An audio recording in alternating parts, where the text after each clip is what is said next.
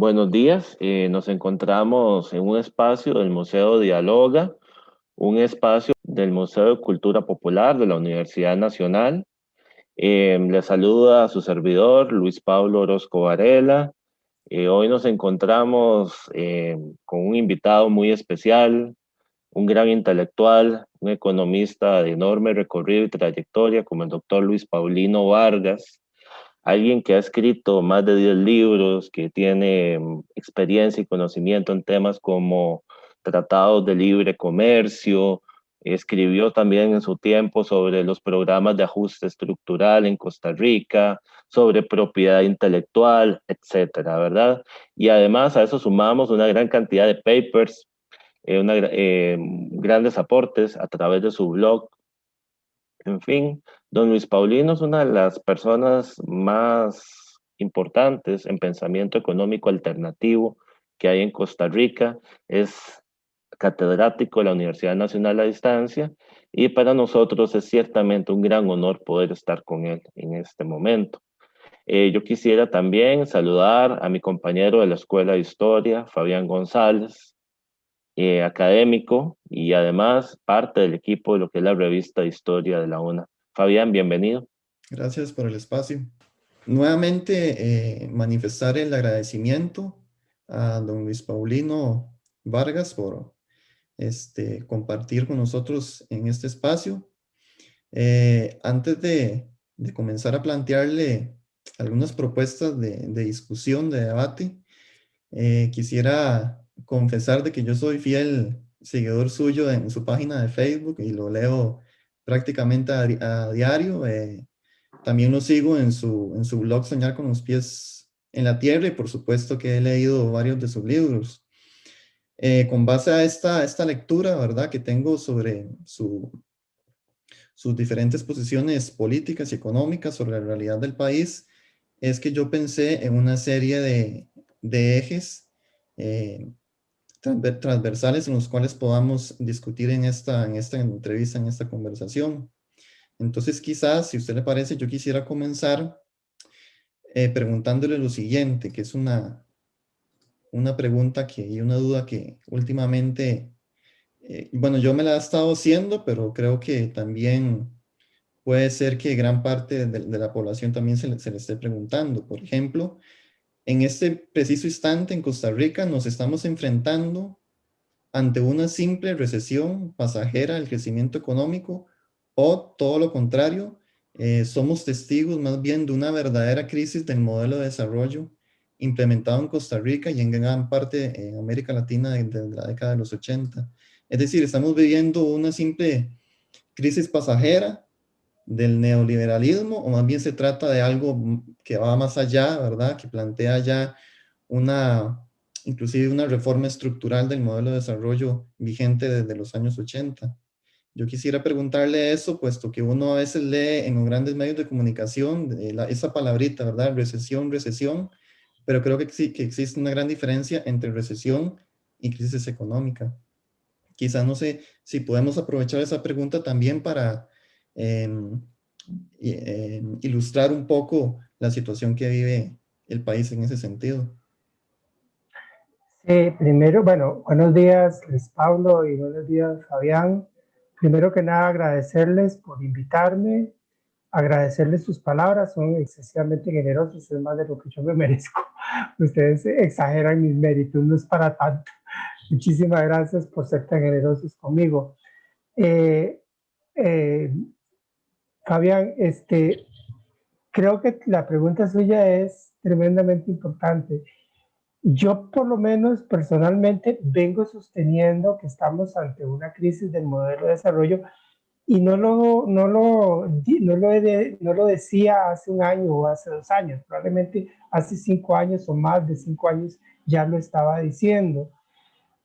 Porque ya en ese momento yo captaba o yo creía captar indicios de algo más profundo, algo digamos, más perdurable, una problemática de un carácter más perdurable, que me hacía pensar que el modelo, si no estaba propiamente derrumbándose, no podríamos pensarlo en esos términos, sí el modelo estaba dejando testimonio, estaba dejando pistas en el sentido de que no funcionaba, de que había una serie de elementos dentro de ese proyecto de desarrollo donde claramente se ponía en evidencia que el proyecto de desarrollo, digámoslo así, no carburaba, o para ponerlo en una metáfora, pensando en un carro, de alguna manera se había quedado como enclochado y no lograba pues acelerar, no lograba tomar fuerza, se estaba quedando detenido. Digamos que ya con el transcurso de estos años hasta el momento actual, 2021, los indicios en ese sentido son muchísimo más numerosos y mucho más fuertes, mucho más sólidos, como para pensar que aquella idea que tal vez yo me atreví a proponerla hace 5 años, 6 años, no sé, no puedo precisar, esa idea sí tiene sentido. Por ejemplo, uno observa el hecho de que, pongámoslo en términos del indicador favorito de la economía convencional, el que usualmente se menciona en los informes del Banco Central, en los análisis que hace el Fondo Monetario Internacional, etc. El indicador de crecimiento de la economía medido por medio del Producto Interno Bruto.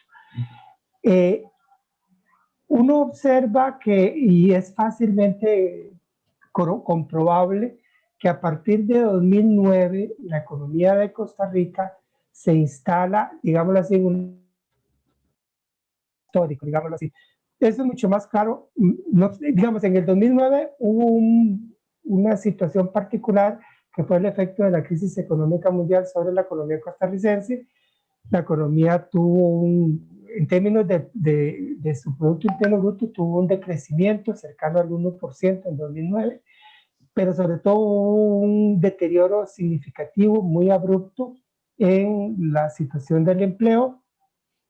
De ahí en adelante, como les decía, creo que se entra en una especie de nueva normalidad, pero si lo vemos desde el punto de vista del comportamiento del Producto Interno Bruto, de ese indicador favorito de la economía convencional, ello se hace más claro a partir de 2013 y todavía más claro como a partir de 2018.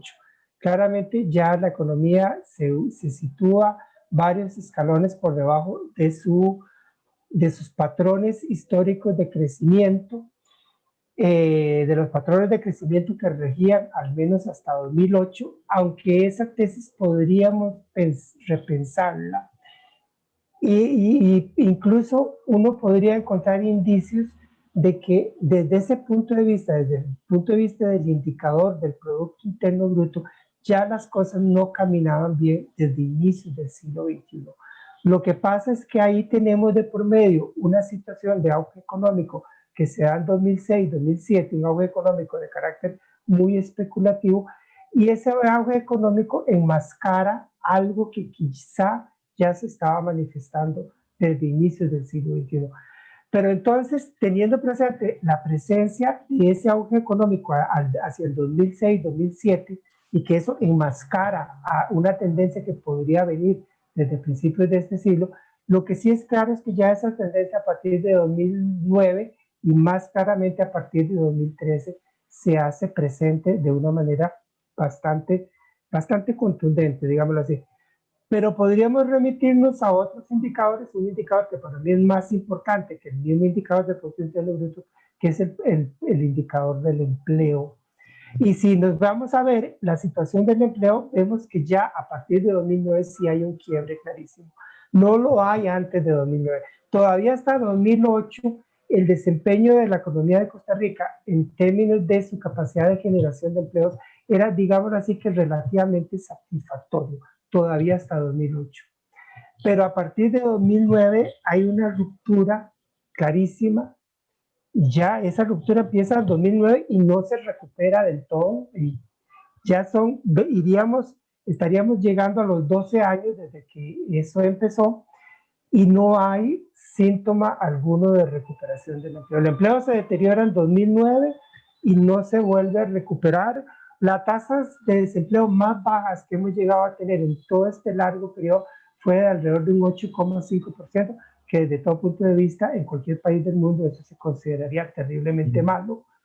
Ya hacia 2018-2019 las tasas de desempleo se nos elevaron al 12% antes de la pandemia. Y con la pandemia ya estamos sufriendo tasas de desempleo en el orden del 20%. Entonces, para no extenderme mucho, hablo de esos dos indicadores, el indicador muy convencional del Producto Interno Bruto, el indicador que tiene más un rostro humano, que es el del empleo. Podríamos agregar el indicador de la situación fiscal como un tercer posible indicador. Pero digamos, como para dejar sembrada la idea de que si arrastramos una situación donde se hacen manifiesto síntomas de crisis del modelo y que esa situación al menos podríamos llevarla hasta 2009, aunque puede haber algunos indicios de que ya empezaba a darse antes del 2009, incluso a inicios de este siglo XXI. Ok, perfecto. Y don Luis Paulino, si estamos claros con que la actual crisis económica, social, podríamos agregar también ambiental, si estamos claros con que no comenzó con la pandemia, sino más bien que la pandemia ocasionó una agudización de estas diversas crisis económicas, sociales, ambientales, etcétera, en nuestro país. Si estamos de acuerdo con eso,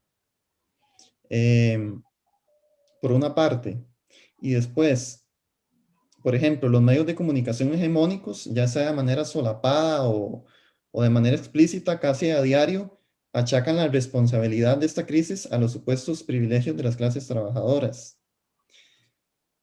Entonces, ¿es posible sentar responsabilidades directas a esta crisis a un grupo social en particular? Y de ser así, ¿quiénes serían esos sectores o grupos sociales sobre los cuales podríamos sentar, aunque sea de manera relativa, responsabilidades? No, por supuesto que no diciendo que estos determinados sectores son los culpables directos de la crisis, sino que debido a sus prácticas económicas ha ocasionado a que la situación hoy en día sea muchísimo peor. ¿Podríamos sentar esas responsabilidades más o menos de manera directa o no? Bueno, Fabián, el discurso que los medios han logrado imponer y que ha logrado un tremendo arraigo, lamentablemente, es el discurso que le echa la culpa de todo a los empleados y las empleadas públicas. Prácticamente son los forajidos de la película, los delincuentes.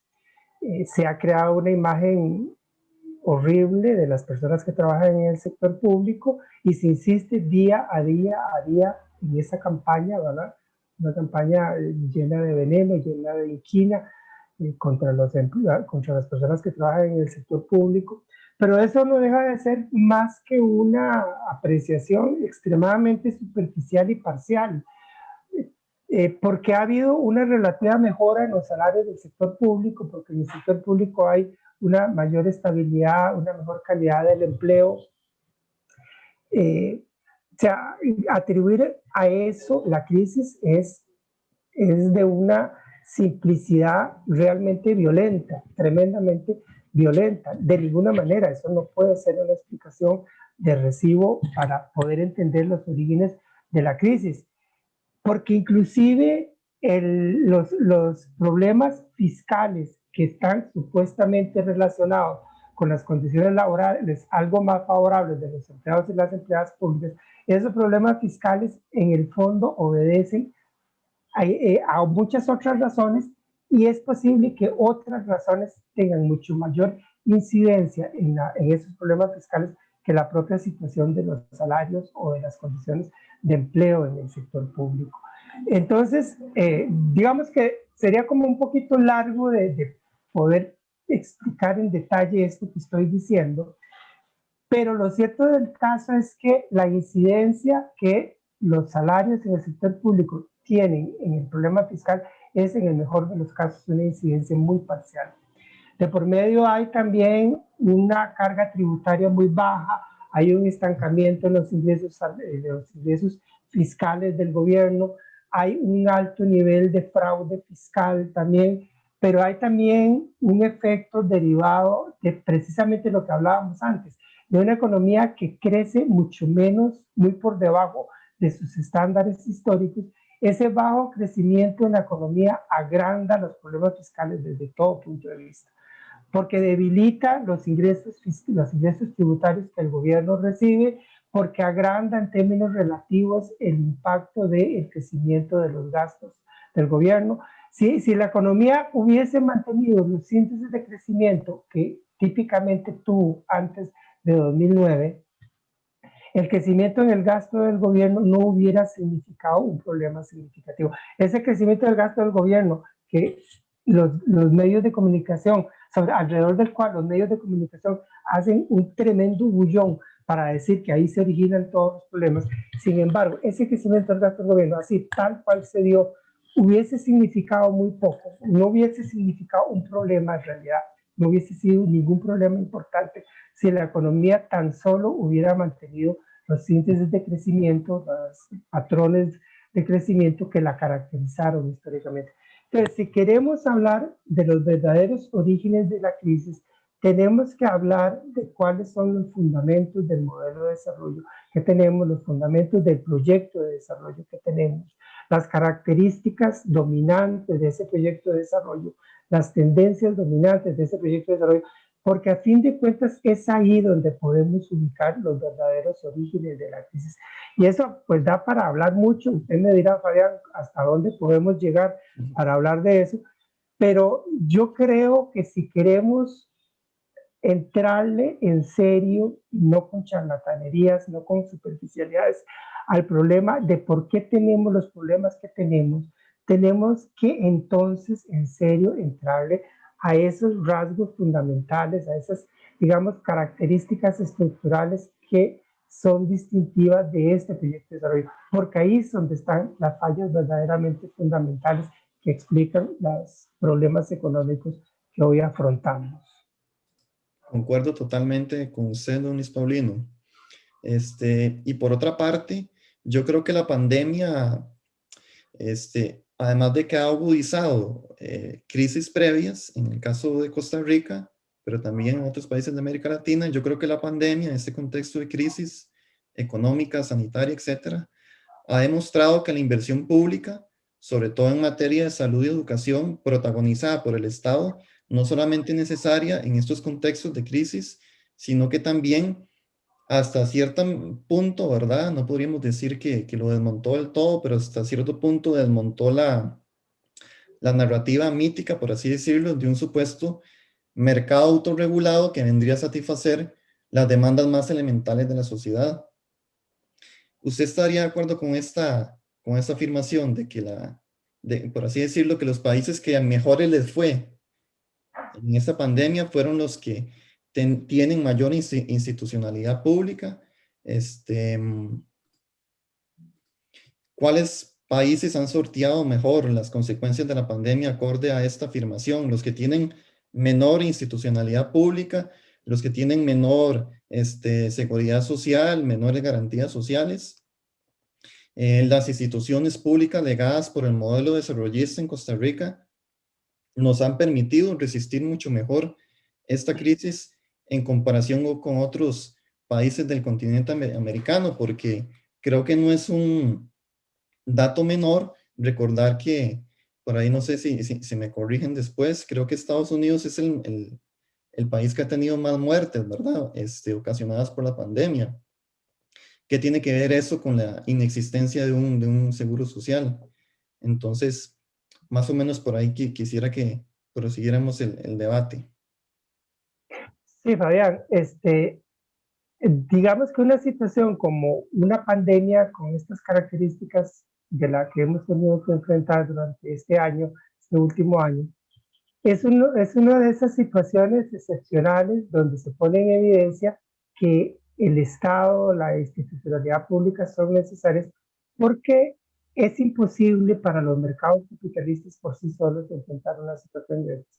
Los mercados capitalistas no están de ninguna manera capacitados, no tienen las herramientas para poder hacer manejable, para poder maniobrar frente a una situación como la que plantea la pandemia. Por ejemplo, en el caso de Costa Rica, es cierto que al principio se optó por un cierre relativamente amplio, mucho menos que en otros países del mundo. Costa Rica nunca, los cierres de actividades en Costa Rica nunca alcanzaron la escala que alcanzaron en otros países del mundo, incluso países ricos. Pero bueno, se optó por ese cierre al principio. Bueno, se optó por ese cierre porque había autoridades públicas a cargo de la situación que entendían que eso en ese momento era necesario hacerlo, incluso como una etapa educativa para empezar a capacitarse para poder enfrentar la situación. Y de alguna manera lo que hemos visto posteriormente es, conforme la economía se ha ido abriendo, el gobierno optó por ir reabriendo actividades económicas, lo que hemos visto es, por un lado, un sistema de salud pública que ha logrado responder a muy alto nivel, ha generado una respuesta de muchísima calidad. Claro, eso ha conllevado grandes sacrificios porque de hecho ha sido necesario posponer la atención de otras enfermedades, digamos así, han sufrido menoscabo, pero la situación de alguna manera lo hacía inevitable. Pero dentro de esas condiciones tan astringentes, tan limitantes, sin embargo, hemos visto un sistema de salud pública perdón, en condiciones de responder a un alto nivel para enfrentar la pandemia, para poder atender a las personas que enferman, para poder salvar vidas, para garantizar que una vida se pierde porque ya no se puede hacer más, pero que se hace hasta lo último para preservar cada vida. Y eso solamente es posible con un sistema de seguridad pública como el que tiene, de salud pública como el que tiene Costa Rica. Pero yo creo que también se ha puesto en evidencia que el sistema educativo costarricense es mejor de lo que estamos imaginando. Porque la población costarricense, yo creo que en su mayoría, la población costarricense ha reaccionado como se esperaría de una población educada. Ha habido un comportamiento, en términos generales, siempre habrá excepciones, siempre hay gente que no quiere entender, gente terca, gente pues que tiene actitudes irresponsables o lo que sea, pero en general la población ha puesto en evidencia que es una población, una ciudadanía educada en la forma como se ha comportado. Una cosa que para mí es muy llamativo, por ejemplo, es la forma como se ha generalizado el uso de la mascarilla, ¿verdad? Siempre hay personas que no quieren utilizarla, pero en la mayoría de los casos la gente está entendiendo que hay que usar la mascarilla.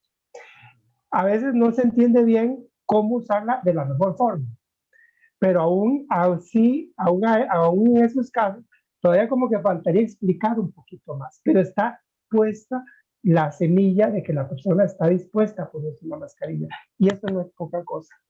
Porque de hecho yo a veces me dedico ratillos me pongo a reflexionar sobre eso, qué diferente éramos hace un año, hace tan solo un año, qué distinto era como hacíamos las cosas de cómo las hacemos hoy día.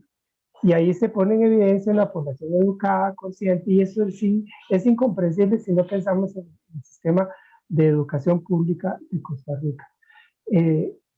Que usted mencionaba, Fabián, el caso de Estados Unidos, bueno, yo leía que se supone que el día de hoy, lunes, Estados Unidos va a llegar a los 500,000 muertes por COVID-19. Incluso leía que el presidente Biden tiene preparado ahí alguna conmemoración, algo simbólico ahí para recordar ese hecho, conmemorar de ese hecho de que hoy se espera que se sobrepase el límite, el umbral de los 500,000 fallecimientos, que es una cifra horrorosa, ¿verdad? Terrible. Bueno, nosotros también andamos ya, creo que cercanos a los 2.800 fallecimientos, pero dentro de todo, siendo Estados Unidos un país mucho más rico que el nuestro, creo que hemos hecho un manejo de la pandemia muy superior al que ha hecho Estados Unidos, y indudablemente, como lo decía usted, los sistemas de seguridad, de salud pública y de educación pública han tenido mucho que ver en eso. Don Luis Paulino, y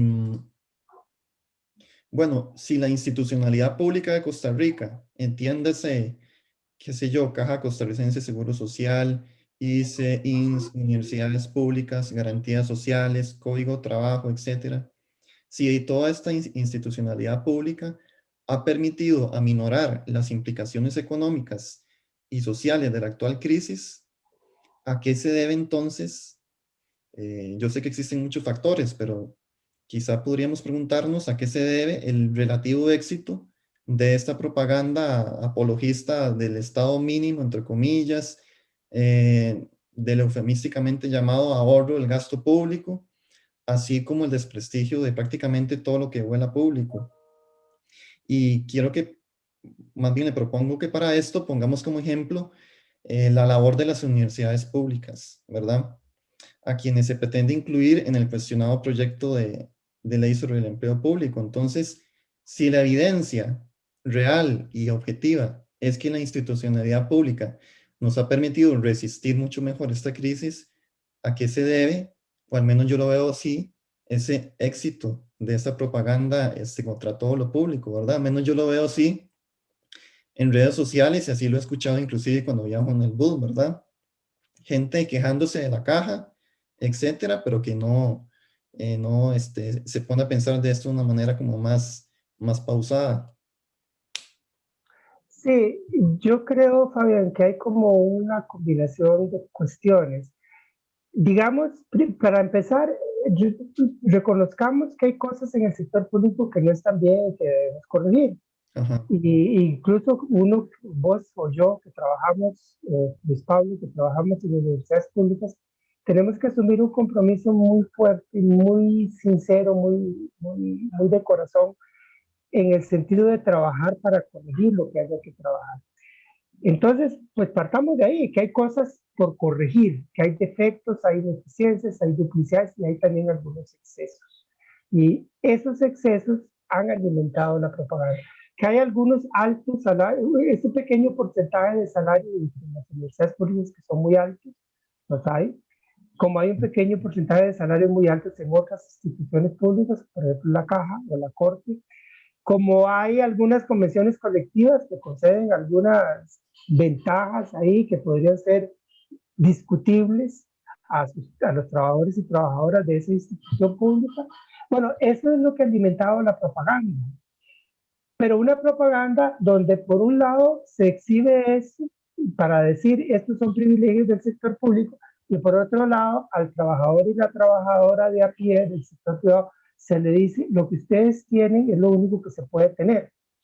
Y estamos hablando de trabajadores y trabajadoras que prácticamente no tienen nada excepto un modesto, muy modesto salario la mayoría de las veces, para patronos a los cuales, patronos que no tienen idea ni interés en conceder a sus trabajadores ningún otro estímulo o reconocimiento más allá del pago estricto del salario, cuando por lo menos se paga el salario que se debe, porque muchas veces incluso se incumple el salario mínimo y a veces también se incumplen las cuotas de seguridad social a la caja.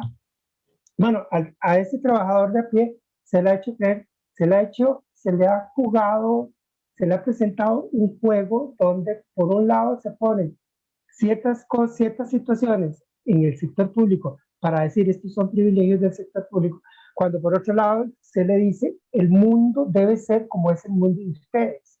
No podemos imaginar un mundo del trabajo que no sea el que ustedes, trabajador y trabajadora humilde del sector privado, tienen, con ese salarito modesto que ustedes tienen, sujetos a una presión de trabajo bárbara, a una exigencia tremenda por parte de su patrono, sujetos inclusive a la posibilidad del despido al primer fallo que tengan, ¿verdad? Se le ha inculcado a ese trabajador y trabajadora del sector privado que eso es lo natural, que así deben ser las cosas. Y frente a eso se contrasta con salarios mejores, con mejor calidad de empleo, con mayor estabilidad de empleo en el sector público, para decir eso del sector público es un privilegio. Y lamentablemente la campaña ideológica en ese sentido ha sido, la campaña de adoctrinamiento, mejor dicho, en ese sentido ha sido exitosa por muchas razones, incluso porque no hemos tenido la capacidad de generar desde el otro lado una narrativa alternativa que sea una narrativa persuasiva, que sea convincente, ¿verdad? Eso también tenemos que tenerlo en cuenta. Ahora, yo pienso que todo esto, de alguna manera, es una especie de fuga al vacío por parte de los sectores hegemónicos de Costa Rica, los sectores que han hegemonizado este proyecto de desarrollo. Cuando el proyecto de desarrollo hace aguas, cuando el proyecto de desarrollo está frenado dentro de una crisis que lo resquebraja por muchos lados al mismo tiempo, este juego ideológico de convertir al sector público en el culpable de todo, a los empleados y las empleadas públicas en los grandes privilegiados, que supuestamente son por ellos responsables de todos los problemas de Costa Rica, es una especie de fuga al vacío para no reconocer los problemas de fondo o pretendiendo de esa manera resolver los problemas de fondo. Y esto lo ilustraría con algunas de las recomendaciones que oímos a menudo pronunciarse por parte de estos grupos que tienen la hegemonía, la conducción del país en este momento. Cuando insiste, por ejemplo, que entre las medidas necesarias para llevar adelante la economía de Costa Rica está el reducir las contribuciones por concepto de seguridad social que realizan las empresas. En el fondo, ¿qué es lo que nos están diciendo ahí? Que las empresas quieren recuperar competitividad, que las empresas, recordemos que estamos en un mercado capitalista donde las empresas tienen que competir, de ahí lo de competitividad. Entonces, las empresas se sienten con serias dificultades para competir, o sea, para estar vivas en el mercado, competir en el mercado y lograr generar las ganancias que los dueños de esas empresas desearían poder recibir. Bueno, ¿qué es lo que nos están diciendo con recomendaciones como la de reducir las cuotas de seguridad social?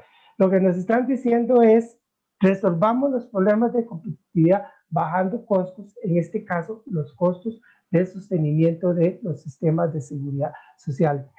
Esa es una vía regresiva, es una vía poniendo la marcha de retroceso para tratar de resolver esos problemas, cuando en el fondo el problema no es tanto que las cuotas de seguridad social sean altas, sino que la productividad de las empresas y en general la productividad de la economía es baja. La vía progresista, digámoslo así, sería buscar la manera para elevar la productividad, para que tengamos una economía de mayor productividad, donde sea posible cubrir las cuotas de seguridad social, pagar los impuestos, pagar buenos salarios y dar buenas condiciones de trabajo, condiciones de calidad en el trabajo a los trabajadores y las trabajadoras, lograr cubrir todo eso y que al mismo tiempo los empresarios tengan las ganancias que quieren tener. Para eso se necesita una economía de alta productividad. Y eso es lo que no tenemos, eso es lo que este proyecto de desarrollo no ha sido capaz de generar.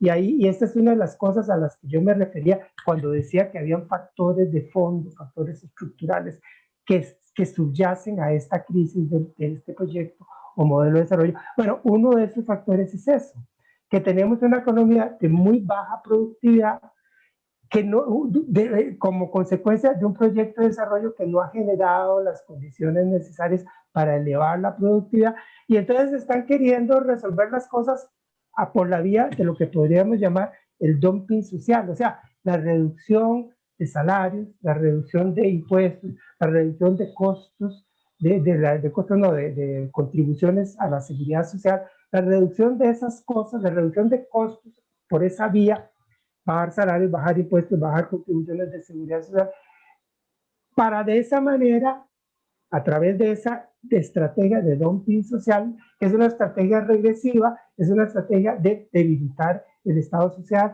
debilitar los regímenes de seguridad social del Estado, debilitar, deteriorar las condiciones de vida de la población asalariada, por esa vía restablecer la competitividad y la rentabilidad de las empresas. Cuando la vía progresista sería subir la productividad, hacer que las empresas y en general la economía suba su productividad, eleve su productividad, para lo cual necesitaríamos cambios de fondo en el modelo de desarrollo, en el proyecto de desarrollo. Está claro que este proyecto de desarrollo ya ha tenido oportunidad de sobra para resolver esas cosas, porque lo venimos nadando dentro de esta corriente de este proyecto de desarrollo desde hace ya 35 años, y claramente es un proyecto de desarrollo que no logra generar las condiciones para tener una economía verdaderamente moderna, sentada en altos niveles de productividad, que sostengan, como lo decía antes, altos salarios, buena calidad en el empleo, pagar impuestos, sostener la seguridad social de Costa Rica y entonces también financiar servicios sociales de altísimo nivel que no se van a financiar con el aire. O sea, no se pueden exigir servicios sociales de alta calidad si los servicios sociales, si los servicios públicos están desfinanciados. Y para eso, al fin de cuentas, necesitamos una economía altamente productiva, que es lo que no tenemos, y es donde uno de los aspectos, no el único, uno de los aspectos donde este modelo de desarrollo, este proyecto de desarrollo neoliberal ha fracasado, pues ruidosamente, ¿verdad? Quizá para subrayar esa última idea sobre la alta productividad que usted menciona, se necesita una alta productividad para que haya un mayor ingreso, ¿cierto? Un mayor poder adquisitivo para todas las personas, porque quizás suene un poco simplista de mi parte, pero se necesita que la gente consuma y consuma bien para que el mercado capitalista funcione como debiera o como se dice que debiera ser, ¿cierto? Y obviamente eso no se logra si el poder adquisitivo de las personas se disminuye y sobre todo si el poder adquisitivo de las personas que estamos más o menos bien en el sector público también se disminuye. Tal parece como que se están disparando en el pie, ¿verdad? Están haciendo todo lo contrario para que la economía se reactive. Sí, digamos, Fabián, lo de productividad, para explicarlo un poquito con más detenimiento, es básicamente la idea, productividad tiene que ver con cuánto produce una persona trabajadora en una hora de trabajo. Ajá. ¿Cuál es el valor que en una hora de trabajo produce una persona, un hombre o una mujer trabajadores? ¿De qué depende esa productividad? Bueno, depende de la tecnología que se utilice, del nivel tecnológico que esté presente en la producción, depende del nivel de calificación y destreza de la persona trabajadora, depende a nivel de la economía en su conjunto, también depende también de que haya encadenamientos en la economía, de que un sector de la economía esté encadenado con otro sector, de manera que entre sí los distintos sectores se refuercen, se complementen. Ese tipo de condiciones genera que la economía en su conjunto, las empresas en particular, pero incluso las personas en su hacer a la hora de trabajar, generen mayor producción, generen mayor valor. Y eso, pues efectivamente, permite, entre otras cosas, poder tener mejores salarios, tener mejores condiciones de vida, poder financiar mejores servicios públicos por parte del Estado, etcétera. Ahora, lo otro que usted también menciona, digamos, esto de la productividad tiene que ver con el desarrollo del país en el mediano y largo plazo. ¿Cómo lograr una economía más rica donde la gente tenga mayor bienestar, donde haya mayor calidad de vida?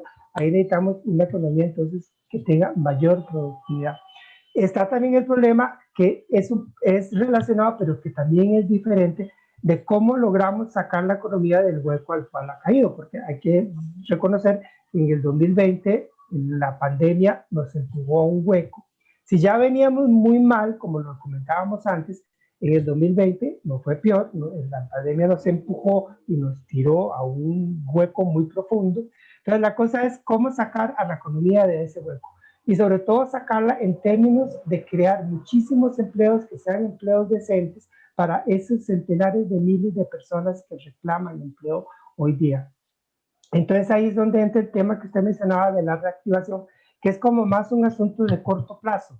¿Cómo le damos el empujón a la economía para ponerla a caminar y sobre todo para hacer que genere muchos empleos y lograr darle con la mayor celeridad posible un empleíto bueno, decente, bien pagado a ese montón de gente, que es una enorme cantidad de gente que hoy está urgida, extremadamente urgida de un empleo? Y entonces las políticas de reactivación pues requieren esfuerzos de política económica particulares, en el sentido de que deben dar frutos en el plazo más breve posible, deberían dar frutos en el plazo más breve posible, donde su interés inmediato es fundamentalmente ese, darle el empujón a la economía, sacarla del hueco, comenzar a crear empleos, pero de alguna manera esto, digamos, es el principio distinto a lo de generar una economía de alta productividad. Ajá. Lo de generar una economía de alta productividad es como más en el mediano y largo plazo. Pero esas políticas para el corto plazo, para sacar a la economía del hueco, para darle el empujón, para crear muchos empleos, deberían ser diseñadas para ir creando las condiciones desde ya, desde hoy mismo, para que tengamos esa economía de alta productividad que no tenemos y que nos urge tener. Esa economía de alta productividad que, como decíamos antes, nos permita sostener salarios, seguridad social, impuestos, servicios públicos de primer nivel y sobre todo que es a fin de cuentas lo que debe interesar, calidad de vida para la población. Porque la economía no tiene ninguna justificación si la economía no proporciona calidad de vida, bienestar a la población. O sea, la economía por sí misma no se justifica. La única justificación que puede tener la economía está en su capacidad para proporcionarle a la gente una buena vida, que la gente viva bien, que tenga tranquilidad en su vida, que tenga bienestar, que los padres y las madres tengan confianza de que sus hijos y sus hijas tienen un futuro halagüeño, que van a poder estudiar, que van a poder tener sus propias familias y vivir bien. Ese es el tipo de cosas para las cuales la economía debería funcionar y para la cual y hacia lo cual todas estas políticas de que hablo deberían estar encaminadas, que es algo que se ha perdido de vista en este proyecto de desarrollo. Porque si usted le pone atención a lo que las autoridades económicas dicen, a lo que salen en los documentos oficiales sobre el tema de la economía y de la política económica, etc., usted verá que el empleo aparece tremendamente rezagado. Y cuando uno rezaga el empleo, lo deja como en una prioridad muy demorada, muy hacia atrás, en realidad lo que está dejando en una prioridad muy hacia atrás es la calidad de vida de la gente. Porque si la gente está desempleada, si no tiene trabajo, si no tiene un ingreso estable, es imposible imaginar que esas personas y esas familias puedan tener calidad de vida. Y sin embargo, a mí me llama la atención de que no sé si todo ese grupo hegemónico, pero sí buena parte de estos grandes empresarios de Costa Rica se hacen llamar a sí mismos el sector productivo. Y como sector productivo, ellos no quieren más impuestos. Entonces, por ejemplo, he visto en varias ocasiones en la calle vallas publicitarias en donde se dice no más impuestos, ¿cierto? Y ese me parece que es como un tipo como discurso populista que gran parte de la población lo ha asumido, pero lo ha malinterpretado, ¿verdad? No más impuestos, pero no más impuestos ¿para quién? Para nosotros, los trabajadores humildes, o para esas clases pudientes que tienen el verdadero privilegio de eludir y evadir impuestos, ¿verdad? ¿Cómo lograr mayor productividad, como bien mencionó usted, y cómo lograr también reactivación económica si los que deberían pagar impuestos acorde a sus verdaderas rentas no quieren hacerlo? Así es. Ahora, es interesante esa falacia de autodenominarse sector productivo. Nosotros somos los que producimos. Nosotros, el sostenimiento de Costa Rica y del Estado de Costa Rica depende de nosotros. Sin nosotros no habría Estado. Sin nosotros no habría sector público. Es el tipo de cosas. También uno podría contestar lo contrario y es igualmente válido. Uno podría decir, mire, si ustedes sin el sector público y sin Estado no podrían existir. El capitalismo sin Estado no puede existir. Así de sencillo. Es imposible para el capitalismo existir sin Estado. Los mercados capitalistas existen por el Estado. El mercado nacional, ya lo había demostrado Karl Polanyi, el Estado nacional el mercado capitalista nacional es creación del Estado. Y en el caso de Costa Rica yo creo que eso es demostrable también. Es demostrable que el mercado capitalista moderno en Costa Rica se construyó porque lo construyó el Estado. Pero además hay que tener presente que la producción es en realidad una gran empresa colectiva. Por ejemplo, el empresario que dice, yo soy el sector productivo, bueno, perdón, usted produce porque usted tiene, no sé, 30 trabajadores y trabajadoras que producen. Usted los tiene contratados. Sin esas 30 personas usted no puede producir. Y esas 30 personas están recibiendo siempre permanentemente la atención de salud del Estado, han recibido educación por parte del Estado, de manera que ahí hay un aporte del Estado que hace posible que esa mano de obra saludable, educada y disciplinada esté ahí presente. Pero además las empresas existen porque hay un Estado de Derecho que protege a la propiedad privada. Así de sencillo. Hay un Estado de Derecho que entre muchas otras funciones cumple la función de proteger la propiedad privada. Perdón. No se preocupe. Yo también tengo ahí. Venga. Ella también quiere intervenir en el debate. Sí, se llama Frida, esa gatita. Frida. Sí. Y es una diabla completa, es una demonia.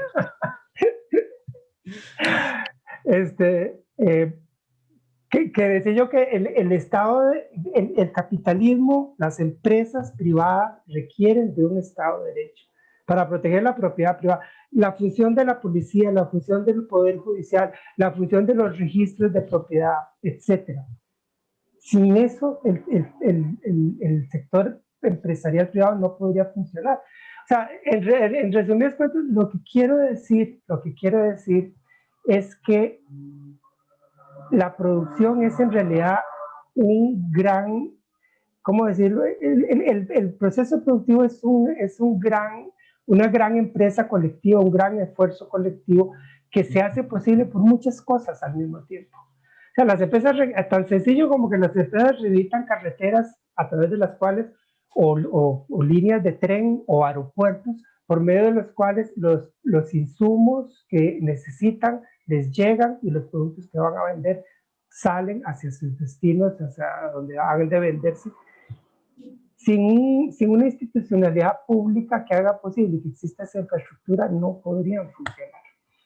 Y eso tenemos que tenerlo claro, y por eso tiene sentido pagar impuestos, porque hay una serie de cosas que son de interés colectivo, que son necesidades de carácter colectivo, y para poder atender esas necesidades de carácter colectivo se necesita una institucionalidad pública que las atienda y se necesitan impuestos que financien a esa institucionalidad pública.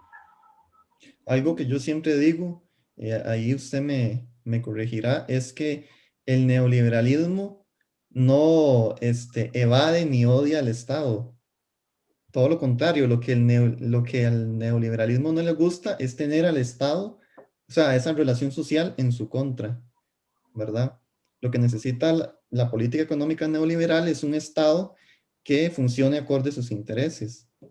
Sin embargo, en determinadas narrativas o creencias que uno puede ver en redes sociales, etcétera, se hace como una división tajante entre mercado y Estado, ¿verdad? Entre neoliberalismo y lo que sería la función pública, pero no sé si me voy a entender, ¿qué tan cierta es esa idea? Pues yo creo que sí. Digamos, la visión ideológica del neoliberalismo es una visión muy mezquina, muy estrecha, en el sentido de que está muy enfocado en el interés individual egoísta. Es una perversión del liberalismo en sus orígenes. El liberalismo en sus orígenes no es eso. El liberalismo en sus orígenes no es una exaltación del individuo egoísta, es más bien una exaltación del individuo generoso. Por eso la palabra liberalidad tiene que ver con ¿qué es una persona que tiene liberalidad? Es una persona que da, que concede, que es generosa. No es una persona egoísta.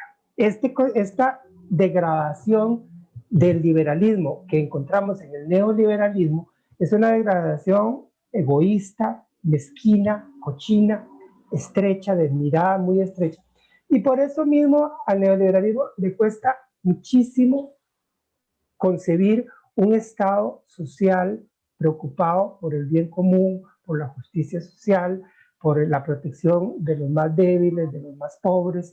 Le cuesta muchísimo concebir eso, lo rechaza, porque su concepción del mundo y de la sociedad está basada en una idea egoísta del individuo. Pero en cambio, ese mismo egoísmo no le impide brincar de ese rechazo al Estado con fines sociales a un Estado que esté al servicio del capital, de los muy ricos.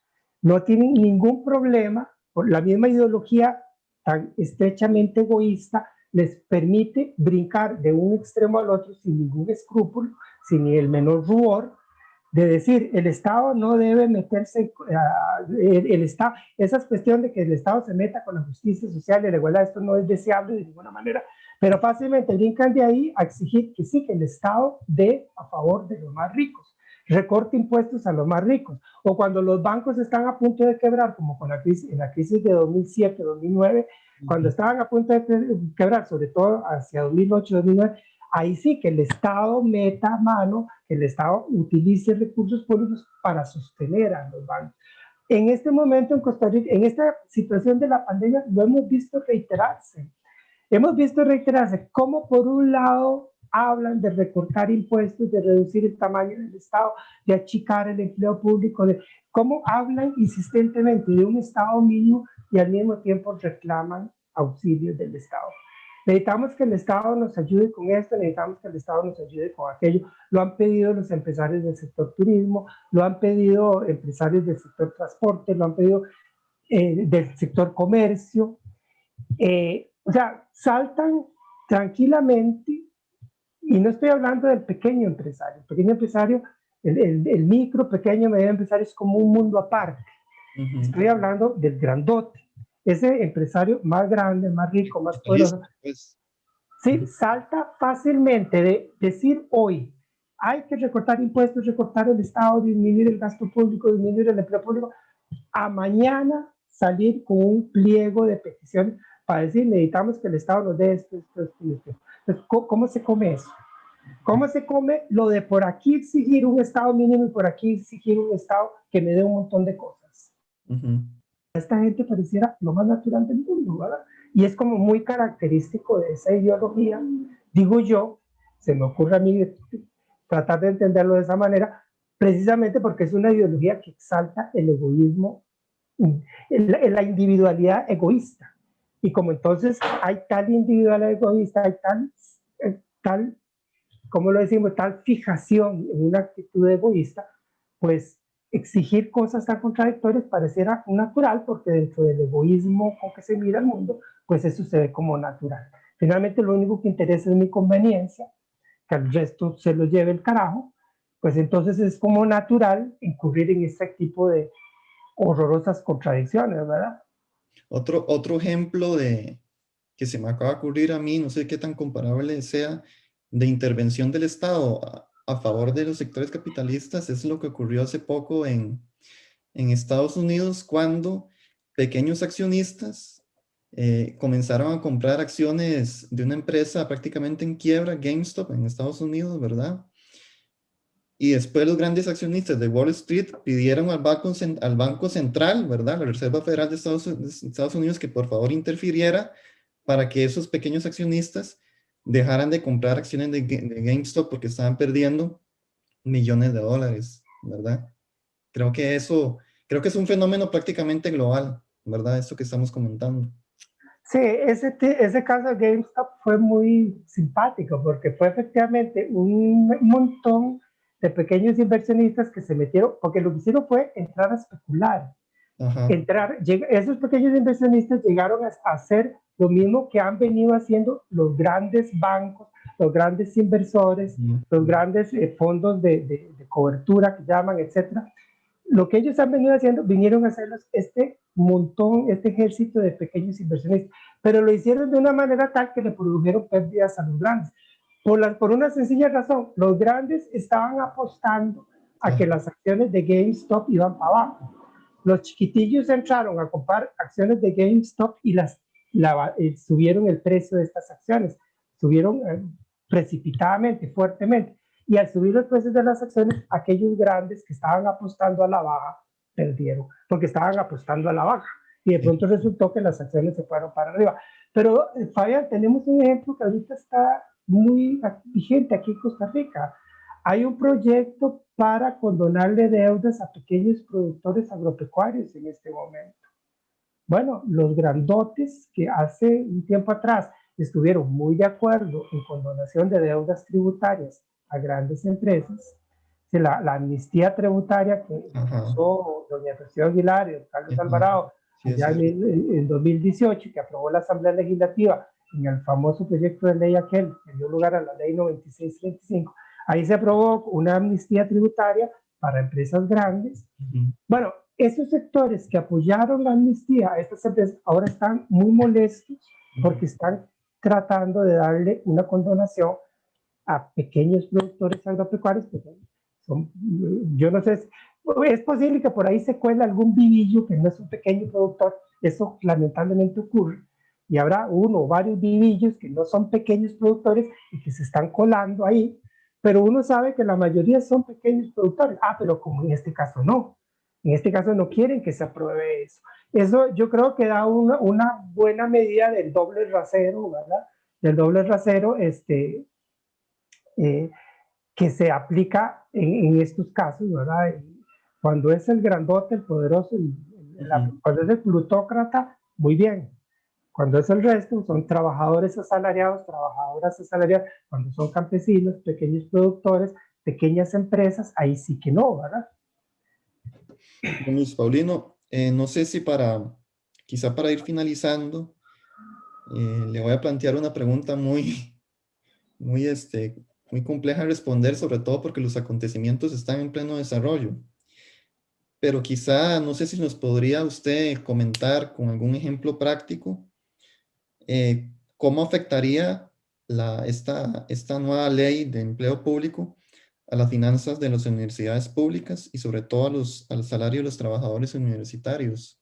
¿Qué ocurriría de incluirse, por ejemplo, a las universidades en ese proyecto de ley? ¿Cómo afectaría la autonomía, etcétera? Mira, Fabián, yo lo que he pensado es que, como está ese proyecto de ley, la forma como se plantea, la idea del salario único y ponerle salario único en las universidades, yo lo he pensado muchas veces y así lo he dicho. A mí no me preocupa para mí en lo personal. Yo ya soy viejo, tengo 63 años, no me he pensionado porque no he querido, pero dentro de unos años ya me pensionaré.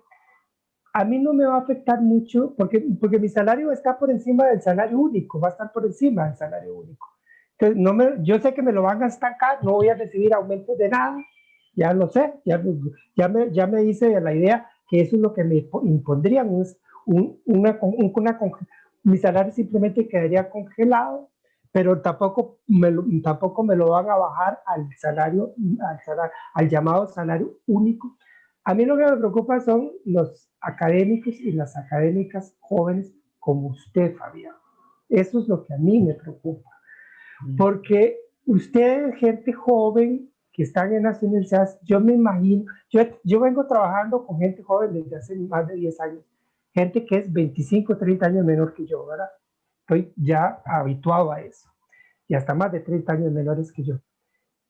Yo creo que en algunos casos casi seré el abuelo. Yo sé que hay una expectativa de hacer una carrera académica, de sacar la licenciatura, la maestría, el doctorado, ojalá después un postdoctorado, de hacer publicaciones, de hacer investigación, de publicar en revistas científicas, y ojalá publicar uno o varios libros, de crecer académicamente, de crecer intelectualmente, de ganar méritos para subir en la carrera académica. Y todo eso se va al canasto de la basura con el salario único. O sea, a mí lo que me angustia, me preocupa, me duele y me enfurece, porque a fin de cuentas me enfurece, es el daño que se le hace a la gente, a todos los muchachos y las muchachas que están empezando carreras académicas y que tienen esa ilusión y esa expectativa de crecer a lo largo de los años. Digamos, de la gente que trabaja conmigo, probablemente yo he sido ejemplo para algunos de ellos. Ellos probablemente me mirarán a mí como el viejillo que está ahí dirigiendo el centro de investigación y tal vez en el fondo dirán, a mí me gustaría tener una carrera como la de Luis Paulino, que fue en circunstancias muy distintas. Mi carrera se desenvolvió en circunstancias muy diferentes. Yo probablemente no tuve posibilidades que ellos tendrían hoy día, pero resulta que esas posibilidades, esa expectativa, se la están matando con un régimen de salario único que, perdón, pero para mí el régimen de salario único, por lo menos en lo que las universidades competen, pero me temo que para mí, también para otras instituciones. Pero por lo menos en lo que las universidades competen, el régimen de salario único es una invitación a la mediocridad. Si usted entra con un salario único y prácticamente eso va a ser su salario ad perpetuum por los años, no hay ese estímulo de producir, de crecer intelectualmente. ¿Para qué vas a sacar un doctorado si ya con la licenciatura tenés el salario único y el doctorado no te hace diferencia? ¿Para qué vas a publicar? Te vas a matar investigando, haciendo publicación, escribiendo libros, si el salario único está ahí igual, si no hay una carrera académica que te incentive y te premie. A mí me parece esto terrible, dañino en extremo, una completa invitación a la mediocridad y un daño a sobre todo a las nuevas generaciones de académicos y de académicas en nuestras universidades. Yo agradezco personalmente mucho que usted reconozca esa difícil situación, sobre todo porque hay que imaginar la situación que viven muchos interinos, ¿verdad? Porque muchas personas podrán malinterpretar que absolutamente todos los trabajadores de las universidades públicas trabajan en las mismas condiciones, pero la situación de los interinos es muchísimo más compleja. Y quizá, no sé si Luis Pablo me permite hacer nada más la última preguntita corta, ya que estamos en año preelectoral. Y a pesar de esa situación crítica que usted nos ha estado pintando, ilustrando, ¿usted tiene alguna esperanza de mejoría? ¿Cree que en determinado momento va a surgir algún proyecto económico, político, social alternativo o definitivamente el horizonte es sombrío? Por el momento no lo veo por ningún lado, realmente por ningún lado. Digamos, ya el PAC, que en algún momento pretendió ser una alternativa, jamás. El PAC ha sido, sin ninguna excusa y sin ningún atenuante, la peor estafa política de la historia. Porque uno ya sabía que era Liberación y ya sabía que era el PUSC. Uno creía que el PAC era algo distinto y por eso estafó de una manera sin precedentes. El PAC, o sea, al menos en lo que a mí compete, es imposible nunca más creer en el PAC. Con todo el dolor del alma lo digo. El Frente Amplio podría ofrecer alguna opción, pero el Frente Amplio tendría que madurar en una serie de aspectos, abrir la mente, digámoslo así, ampliar la mirada para poder abarcar, digámoslo así, para poder abarcar matices del espectro político que no es capaz hoy de abarcar. No sé si tendría la capacidad para eso. No la ha tenido hasta la fecha, lamentablemente. Y lo digo habiendo sido yo miembro del Frente Amplio. Ya no lo soy, pero por muchos años estuve en el Frente Amplio y lo digo pues porque de alguna manera lo he visto, ¿no? ¿Alguna otra opción? No sé, no la veo ahorita. Ojalá surja. Lo que estoy viendo es